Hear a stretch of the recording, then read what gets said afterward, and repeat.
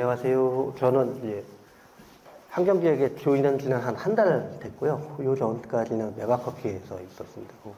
뭐, 메가커피에서는 몽골 지금 계약해놓고 오픈 준비 시켜놓고 제가 퇴사를 해서 오픈 됐는지는 잘 모르겠네요. 4월 오픈하는 걸로 알고 있는데, 그 전에는 이제 마포갈매기 해외 진출 주로 했었고요. 그 전에는 이제 뉴질랜드에서 변호사 생활을 한 10년 했습니다. 주로 했던 거는 그쪽에서도 이제 프랜차이즈 쪽 변호사였고, 해외 쪽 일을 알게 된 거는 뉴질랜드라는 시장이 굉장히 특이해요. 인구가 300만 밖에 안 되다 보니까 프랜차이즈를 하는 데 있어서 창업을 하게 되면 일단 해외 진출을 계획을 같이 세워요. 그쪽 분들은. 그래서 이제 내가 몇 년 차에는 호주를 가고 몇 년 차에는 싱가포르 가고 그 계획이 딱 서 있는 상태로 창업을 하는 국가이기 때문에 변호사들이 처음에 이제 그러니까 어떤 분들이 나 프랜차이즈 하고 싶어요라고 찾아오게 되면 계약서부터 매뉴얼까지 다 같이 만들어드리는 작업을 합니다. 그래서 제가 그쪽에서 그런 걸 배우면서 이제 시작을 했고요. 이제 오늘 배우는 게 조금 딱딱하실 수가 있으니까 어렵다 생각하면은 중간중간 질문하셔도 됩니다. 상담에서 계약까지 두 가지로 나눠져 있다고 보시면 돼요. 네, 주도적으로 진출하는 경우, 그다음에 문의로 진출하는 경우로 되어 있는데, 제가 여기 이렇게 써놨지만 80% 이상의 업체들이 해외 진출을 문의해서 시작한다라고 했는데 이게 한국에서만 얘기는 아니고요. 미국, 전 세계 모든 프랜차이즈가 거의 동일합니다. 이게 통계적으로도 그렇고요. 미국에 있는 업체들도 저희가 아는 업체들 말고 작은 업체들도 해외 나가서 많이 실패들 해요. 근데 대부분이 이제 저렇게 문의가 왔다가 했던 곳이고, 제가 뉴질랜드 변호사 할 때 그쪽에 위스콘신 버거라고 하는 햄버거 업체가 있었어요.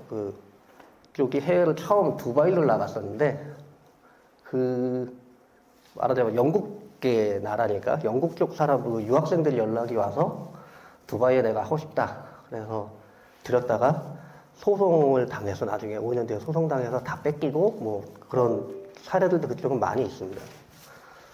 그래서 일단 주도적으로 진출할 때 내용하고, 그 다음에 문의로 인해서 진출할 때 업무 프로세스하고, 그 다음에 상담에서 계약하기 갈 때 있어서 어떤 걸 보셔야 되는지 주로 보고 맨 마지막에 계약서 작성을 보여드릴 텐데, 이 부분은 조금 학문적인 부분들도 많고 판례 같은 게 너무 어려워서 좀 될 수 있는 한 쉽게 해드리려고 좀 노력해 보겠습니다. 일단 간단히 설명을 드리면 주도적 진출하고 수동적 진출 두 개로 나눌 수가 있죠. 그러면 주도적 진출은 나는 어느 나라 나갈래 라고 생각을 하시고서 진행을 하는 거예요. 그래서 되게 이제 그 나라 시장 조사를 먼저 하시겠죠. 그리고 시장 조사가 끝나서 나가볼 수 있을 것 같아 라고 생각이 되면 파트너 발굴을 하실 거고, 그 다음에 발굴된 파트너랑 계약하고 현지 진출하고, 요게 거의 스탠다드한 형태고요. 농수산물 유통공사의 맙스라고 하는 거라든지 코트라라든지 지난주에 이제 최성명 이사가 얘기했던 그런 것들이 거의 이제 이쪽에 해당되는 거라고 보시면 돼요. 근데 문제는 요게 더 많죠. 아까 말씀드렸듯이. 되게 이제 문의가 와요. 나 어느 나라에서 당신 거 하고 싶어요.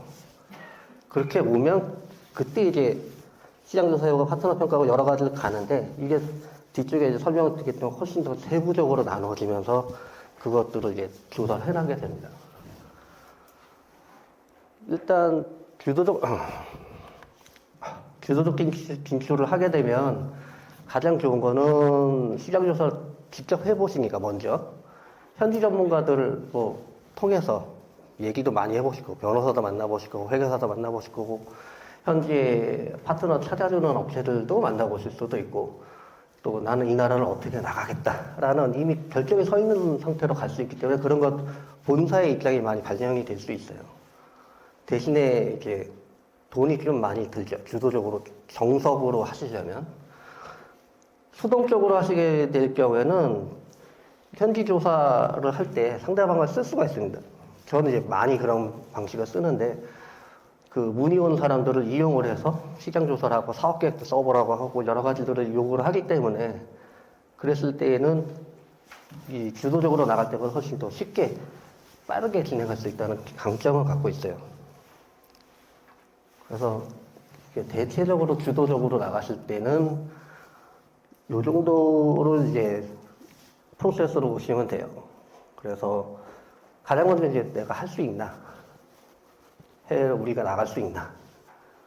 인적 구성이라고 하는 거는 우리 회사에 해외에 나가서 이제 일할 수 있는, 주도적으로 갔을 때 또 직접 진출도 많이 하시니까, 이스트 디림처럼 뭐 기경적으로 한다든지, 조인트 벤처를 한다든지 하시는 것들이 많이 있으니까, 본사에서 그럼 해외로 보낼 사람은 있는지, 그 사람이 영어는 되는지, 아니면 해외에 거주할 의사가 있는지, 뭐 여러 가지들을 보셔야겠죠. 그리고 내가 주도적으로 나갈 거니까 거기에 물건을 보내는 수출하는 경험이 있는 사람은 있는지부터 해서 그런 것들을 이제 다 보셔야 됩니다. 그리고 우리가 만약에 보냈을 경우에, 직접 나갔을 경우에, 또는 거기서 파트너를 찾아서 열었을 경우에 우리가 어디까지 도와줄 수 있는지까지도 다 파악을 하셔야 돼요. 그래서 내가 이제 어느 정도 될 것 같다 라고 생각했을 때 그럼 어디로 갈까? 그 다음이에요. 어디로 갈까가 먼저 하시는 게 아니라 내가 어디로 갈까? 왜냐하면 인적 구성에서 회사 내 중국어 잘하는 사람이 되게 많아요. 영어 하는 사람은 없고. 근데 갑자기 미국 가겠다고 하시는 거는 말이 안 되지. 그때는 중국이 먼저예요. 만약에 일본어 잘하는 사람들이 좀 있어요. 일본 가시는 게 맞습니다. 미국 가는 게 아니라. 그러니까 그런 식으로 이제 해외, 일단 인적, 내가 어떤 네트워크가 있고 어떤 것들이 있는지 본 다음에 타겟을 정하시는 거고요. 그 다음에 이제 타겟 시장이 선정이 되셨으면 거기 이제 환경이라든지 뒤쪽에 조금 더 자세히 설명드리겠지만 진출업체라든지 뭐 이런 것들을 쭉 확인을 해보고요. 그 다음에 경쟁업체 확인해 보시고 현재 뭐 수출, 그런 법률 이런 것들 다 검토한 다음에 아 여기는 해도 괜찮겠구나 라고 생각이 되시면 그때 파트너 발굴을 시작을 합니다. 뭐 여긴 제가 이렇게 써놓긴 했는데 발굴하는 방법은 엄청나게 많습니다. 그냥 박람회만 가셔서 하시는 건 아니고요. 진짜 많은 방식을 통해서 발굴을 할 수 있으니까 그런 방식을 이제 하나하나 배워나가시는 거고요. 그 다음에 발굴된 파트너하고 이제 계약 조건 같은 것 보고 어떻게 할 건지 확인해보고 그 다음에 그것들이 다 어느 정도 컨설팅이 되고 나면 그 다음에 계약 형태로 가죠. 조인트 벤처를 할 거냐 아니면 마스터 프랜차이즈 할 거냐 인디비주얼로 할 거냐 파일럿을 할 거냐. 프랜차이즈 계약 형태는 25가지가 넘습니다. 세계적으로 봤을 때 저희가 알고 있는 것보다 훨씬 많아요. 근데 국내는 이제 몇 가지만 하고 있는데 저도 여기서 뒤쪽에 몇 가지를 알려드리겠지만 그 중에서 이제 가장 많이 쓰는 건 마스터 프랜차이즈 있죠. 그 다음에 이제 조인트 벤처도 많이 쓰시고. 그래서 아까 말씀드린 것들을 이제 조금 더 자세하게 나눠보자면 타겟 시장을 선정을 하실 때 앞쪽에 역량 분석이 끝났다고 보고 선정하시는 것은 일단은 뭐 대표님들의 의중이 가장 세겠죠. 난 어디 가고 싶어. 또는 이제 제가 메가에 있었을 때 그 메가 대표님은 난 미국은 꼭 가야 돼. 왜요? 그러면은 미국이 스타벅스의 시작이니까 난 미국에서 성공할 거야. 난 그 상징성을 갖고 싶어. 이렇게 얘기를 하시거든요. 그러니까 그런 상징성을 보는 거고요. 그 다음에 타겟 시장 보실 때 이제 시장 규모는 당연히 보셔야 돼요. 작은 시장 가실 거면 돈 들여서 갈 이유는 없으니까. 될 수 있으면 주도적으로 가실 때는 시장 규모가 큰 곳, 뭐 일본, 중국, 미국, 인도 이런 나라들이 되게 해당이 되겠죠.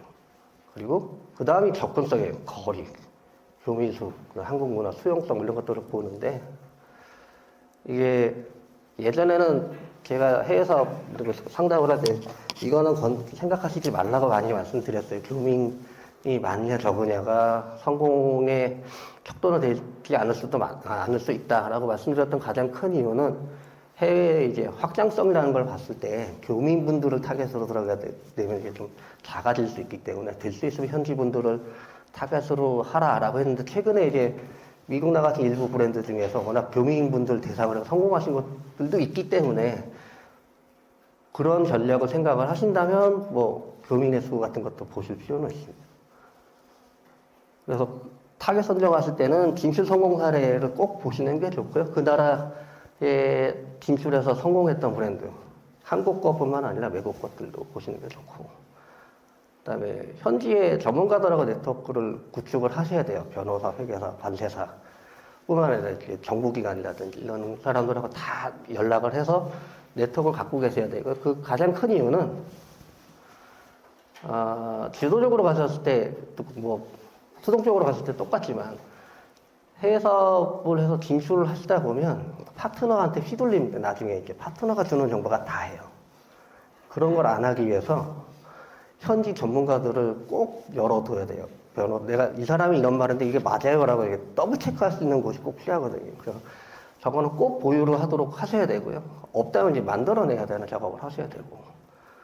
그리고 나서 이제 내부적으로 어떤 하나의 컨센서스가 있어야겠죠. 선정 이유가 확실하냐라는 부분이겠죠. 그러니까 아까 말씀드린 메가커피가 미국을 나가는 거에 대해서 진출이 이게 저도 몇 번 왔다 갔다 하고 했는데 빠르게 진행이 안 됐던 이유는 그 메가커피 대표님이 그 얘기를 해도 밑에 이사분들이 미국은 안 돼요. 미국은 안 돼요. 그러니까 진행이 안 되는 거예요. 그리고 저도 이제 미국에 대해서 굉장히 좀 부정적인 얘기를 했었고. 그래서 그런 부분이 이제 어떤 타당하게 확정이 됐을 때 그 지역에 갈 수가 있습니다. 그리고 시장이 선정이 됐으면 이제 시장 분석을 일단 하죠. 시장 분석을 먼저 해도 내가 시장을 선정하셔도 되는데, 시장 분석을 하게 되면 뭐 경쟁업체를 보기도 하고요. 중요한 거는 경쟁업체가 한국 식당이면 한국 브랜드만은 아니에요. 현재 내 가격, 내가 들어가고자 하는 가격에 제품을 판매하는 모든 업체는 경쟁업체로 보시고 분석을 하셔야 됩니다. 그리고 기업 환경하고 뭐 이런 건 대부분 이제 책들에 나와 있는 거잖아요. 근데 요 부분은 이제 해외 나갈 때 제가 많이 고민을 하는 부분인데요. 저걸 왜 고민을 하냐 하면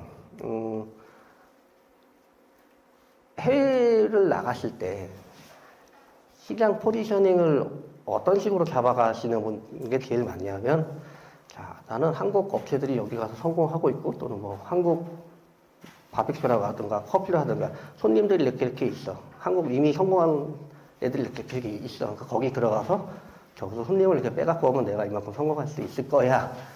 라고들 많이 접근을 하세요. 근데 해외로 나갔을 때 그렇게 나가는 건 굉장히 좀 시장 자체가 작아지고요. 나중에 롱텀으로 봤을 때는 위험성이 커집니다. 왜냐하면 시장 파이가 계속 작아질 거니까. 대부분 업체가 그렇게 들어오니까. 그래서 포지셔닝 전략 짰을 때는 시장 확대성을 보셔야 돼요. 내가 이게 갔을 때 현지에 있는 고객들 말고 내 제품이 다른 곳에 있는 고객을 끌고 올 수 있는가. 뭐 그렇게 하려면 어떻게 해야 되는가. 거기서 이제 메뉴하고 가격하고 다 결정이 되기 때문에 현지화가 그렇게 이루어져야 되니까 그런 부분들을 고민을 하셔야 되고요. 그 다음에 이제 제가 제일 많이 하는 거는 이 부분이죠. 법률환경, 가맹사업법하고 뭐 이런 여러 가지. 요거는 조금 뒤쪽에 더 자세하게 설명을 드릴 겁니다. 그리고 파트너는 되게 이제 이런 서비스들을 많이 사용하는데 저는 이걸 제일 많이 쓰고요. 자체 네트워크를. 워낙 회사업, 외국에 오래 있었고 회사업을 오래 하다 보니까 이제 각 나라마다 아는 사람들이 있어서 나가고자 하면 이제 연락해서 부탁할 수 있는 네트워크가 있는데, 그런 게 없으신 분들은 되게 이제 코트라 뭐 AT 이용하시거나 아니면 공간 이용하시거나 하면서 네트워크를 만들어 가시는 작업을 하셔야 됩니다. 그리고 이제 많은 분들이 안 하시는 게 요거죠. 국내에 와 있는 각 나라 영사관, 대사관, 무역대표부, 그다음에 투자청 이런 데를 안 가세요. 대부분. 근데 꼭 가시는 게 좋습니다.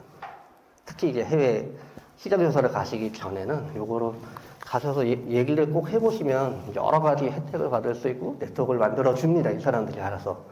심지어 이제 이런 사람들도 다 소개해줘요. 변호사부터 회계사, 뭐 에이전시까지. 그래서 상당히 많이 도움이 되는데 대부분 분들이 이제 여기까지 하시고 여기를 잘 안 하고 이건 거의 안 합니다.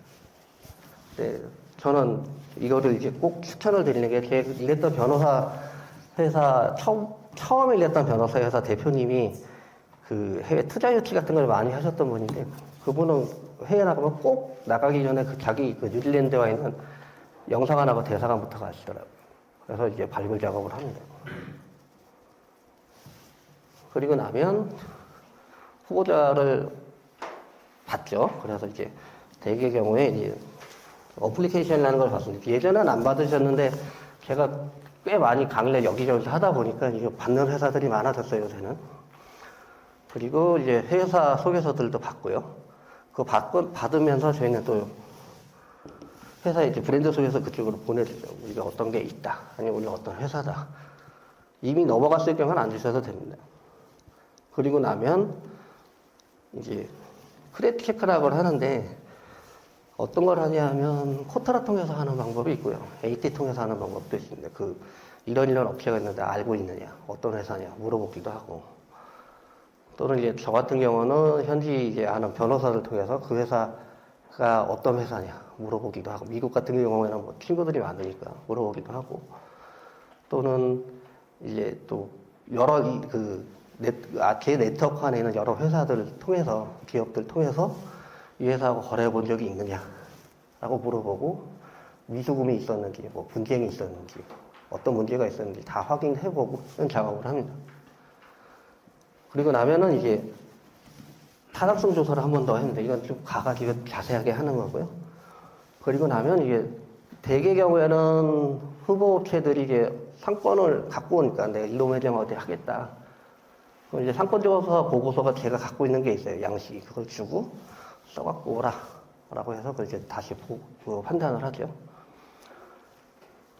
그래서 이런 것들이 끝나고 나면 이제 최종적으로 이런 것들 빅스 조사, 추가 시장 조사 해보고 점검해보고 타당성 검토 분석이 끝나면 이제 협상으로 들어갑니다. 계약 협상으로. 그래서 세부 조건 좀 해서 협상 계약을 하는 게 이제 주도적으로 진출하실 때 방식이에요. 그래서 대부분은 이걸로 아까 말씀드린 이렇게 간다고 했죠. 해외에서 이제 문의가 나 하고 싶어요라고 오면 대개 경우에는 상담을 하시거나 전화 상담이 많습니다. 해외니까. 아니 이게 화상 미팅도 하고요. 저 같은 경우는. 그러면 이제 그걸 하고 나면 가장 기본적으로 제일 먼저는 이것부터 법률. 법이 어려운 곳인지야 쉬운 곳이냐부터 판단을 해요. 그리고 나서 이제 경제에 오는 것 좀 보고, 그리고 나서 이게 괜찮다, 어느 정도 좀 해볼만 하겠다 싶으면 그때 이제 정보 요청하고 이런 순서대로 넘어가죠. 지금 이게 요 프로세스에 거쳐서 여러 가지를 하는데, 일단 문의가 오면 어떤 회사냐, 개인이냐, 회사냐 물어보고, 어느 나라 원하세요? 물어보고, 저희 브랜드 어떻게 하셨어요? 그리고 왜 저희 걸 하고 싶으신가요? 간단하죠? 그러면서 가장 많이 물어보는 거는 매장 하나 원하세요? 여러 개 원하세요? 이렇게 물어봐요.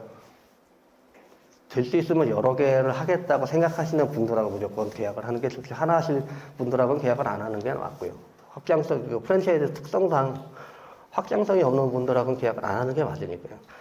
그리고 나서 이게 되면 이 어플리케이션이라는 걸 보내드려요. 그리고 나서 어플리케이션을 보내면 이제 이걸 보내는 이유는 한 가지가 있습니다. 이유가 이게 단순히 정보를 달라는 이유도 있지만, 이 문의 오는 분들이 대부분이 빼꼼이들이 되게 많거든요. 그냥 확인해 보려고 하시는 분들. 여기는 어떤 건가. 근데 이걸 보내면 그 중에 한 80%는 가려집니다. 빼꼼이들은 안 보내주세요, 답변. 근데 이제 조금 관심 있는 분들은 써서 보내주시고요. 어플리케이션 보내주시고, 조금 더 관심 많으신 분들, 문의 온 분의 한 5% 정도는 이것까지 요청하면 이것도 보내주세요. 회사 소개서까지. 둘 중에 하나만 보내주시는 분들이 제일 많습니다. 이거만 보내주시는 분도 있고, 이거만 보내주시는 분도 있고. 근데 이제 회사 소개서가 왔을 때, 그래도 뭐 회사에 대해서 충분한 정보가 있다 그러면 거기서 시작할 수 있는데, 어플리케이션이 왔는데 별로 뭐 내용이 없다?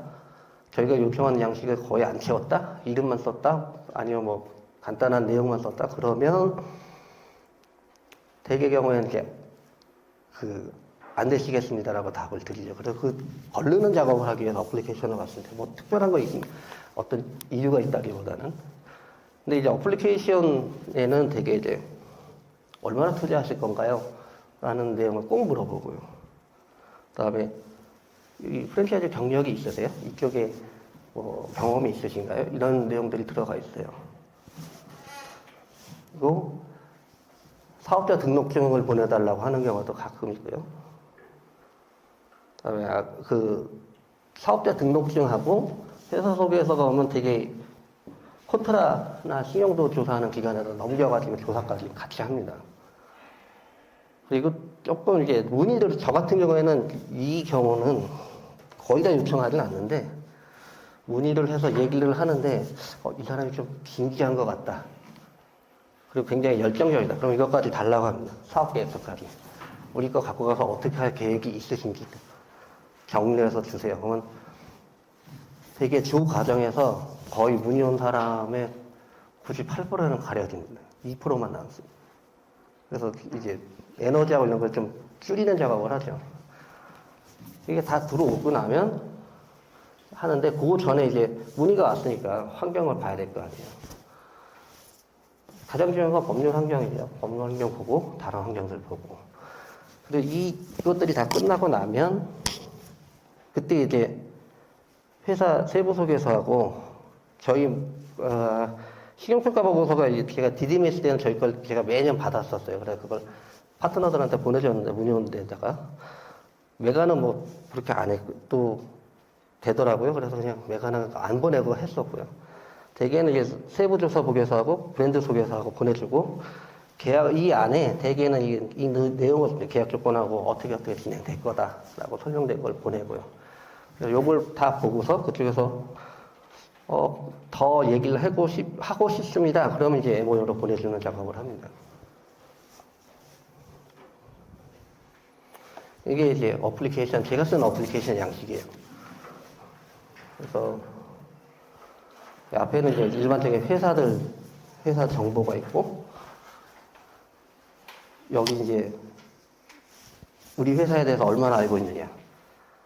그 다음에 여기는 이제 저희 회사에 대해서 뭐, 어떻게, 그 본인들이 어떤 일들을 하고 있느냐.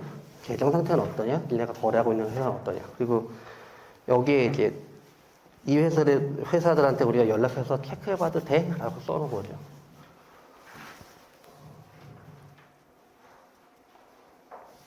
그리고 나면 이제 MOU하고 NDA를 합니다. 그쪽에서 하겠다. 더 진행을 하고 싶다. 라고 연락이 오면 MOU로 보내고, NDA도 보냅니다. NDA를 보내는 가장 큰 이유는 MOU 보낼 때, MOU의 가장 큰 목적을 뭐라고 설정하냐 하면, 나는 시장조사를 너네랑 같이 하고 싶어. 라고 하기 때문이에요. 그러면 시장조사를 뭘 가지고 하느냐? 우리가 갖고 있는 대체적인 식자재의 리스트를 다 보내줘요. 우리가 이런 걸 쓸다. 니네가 거기서 구할 수 있는지 확인해봐라. 그리고 두 번째로는 우리가 이런 정보들이 필요하다. 그거 조사해서 갖고 와라. 라고 하는 기본적인 어떤 데이터들을 넘겨주기 때문에 논디스클로저 어그리먼트를 받게 되어 있습니다. 그리고 MOU를 드라프트를 보고서 그쪽에서 오케이라고 나 이거 정도로 하겠어 라고 답변이 오면 이제 임원분들한테 보고 드리고, 그다음에 그거를 요약을 해서 드린 다음에 진행하세요라고 결정이 나면 사인을 해서 진행하게 되겠죠. MOU가 체결되고 나면 그 다음에 이렇게 넘어갑니다. 기초 타당성 조사라는 거는 대개 경우에는 저는 이제 5년 정도 사업 분석을 해봐요. 1호점 매장이 어떻게 될지. 그리고 거기에서 이제 투자 비용에서 브레이크 이븐 포인트하고 ROI가 어떻게 나오는지 한번 확인을 해보고요. 대개 제 경험에는 동남아시아 시장 바이어들은 한 3년 이내에 ROI가 나오면 하겠다고 합니다. 중동 쪽 친구들은 5년 정도였던 것 같아요. 그리고 몽고나 이쪽 중앙아시아 쪽 친구들은 얘기하면 되게 3에서 5년 사이에요. 그 정도면 이제 하겠다고 얘기를 해요. 근데 미국 쪽 친구들하고 얘기를 하면 5년 넘어가도 상관은 없어요. 좀 장기적으로 보는 거니까. 이런 것들을 하고 나면 이제 식자재하고 기물 현지 납품 수급 현황들 보고요. 저희들이 가서 봅니다. 이거는 대개 경우에 직원들이 가서 현지에서 어레인지 해주거나 뭐 제가 포트라나 현지 AT한테 부탁을 해서 또는 비용을 주고서 업체들을 발굴을 해달라고 요청을 해놓고 들어가서 이제 다 확인을 해보고요. 이런 것들이 다 조사가 되고 나면 아주 근본적인 메뉴 코스팅을 한번 해봐요. 전체 메뉴에 대해서. 원가가 얼마나 나오는지. 그리고 나면 이제 요 양식을 하는데, 근데 이제 MOU하고 NDA를 쓰는 목적 중에 하나가 단순히 이제 계약을 하기 전에 너하고 뭐뭐를 했다라는 것도 있지만, 상대 파트너가 조금 괜찮은 업체 같다. 야, 얘네는 놓치면 안 될 것 같은데? 그랬을 때 전략적으로 쓰는 경우도 있어요. 가장 큰 이유는 상대한테 이제 커미트먼트라고 해서 좀 투자를 하게 유도를 하는 도구로 쓰는 겁니다. MOU에서. 왜냐하면 이제 제 MOU에는 이게 무조건 들어가거든요. 내가 우리 경비 다 돼. 가서 조사하는 비용. 그러면은 10에 7 정도는 좋다고 하고요. 3 정도는 그 비용까지는 못 되겠는데? 라고 하는 친구들이 있어요. 그런 사람들은 탈락시키시면 됩니다. 그 정도 비용도 안 될 파트너라면 그만큼 의지가 없다는 거거든요. 그래서 그런 것들을 위해서 제가 일부러 MOU를 씁니다. 그리고 MOU를 맺으면서 이제 아까도 말씀드렸지만 막 자료들을 보내주거든요. 이거 조사해봐, 저거 조사해봐. 한 3달 그렇게 저한테 시달리면 제가 계약 조건을 되게 희한하게 줘도 되게 계약하겠다고 해요. 들인 시간이 아까워서 본인들. 그런 식으로 유도하려고 저걸 씁니다. 그리고 NDA는 아까 말씀드렸듯이 이런 십자대 기재들 리스트가 넘어오기 때문에 일단 저희가 비밀 보장, 우리는 비밀 보장에 대해서 굉장히 중요시하는 회사야 라는 느낌을 제공하기 위해서 되게 이제 NDA를 씁니다. 안 쓰는 경우도 있어요. 그걸 안 주는 경우에는 안 써요. 제가 가서 그냥 봐야 된다라고 생각이 들었을 때.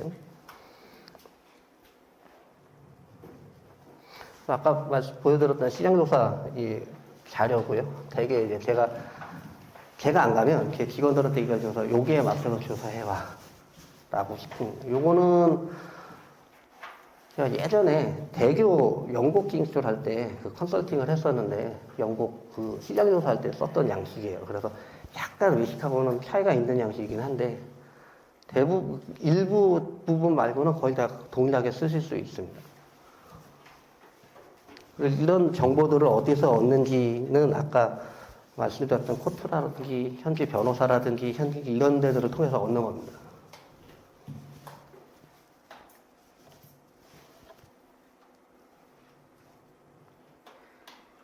이런 것들까지 이제 다 조사를 대체적으로 해서 오죠.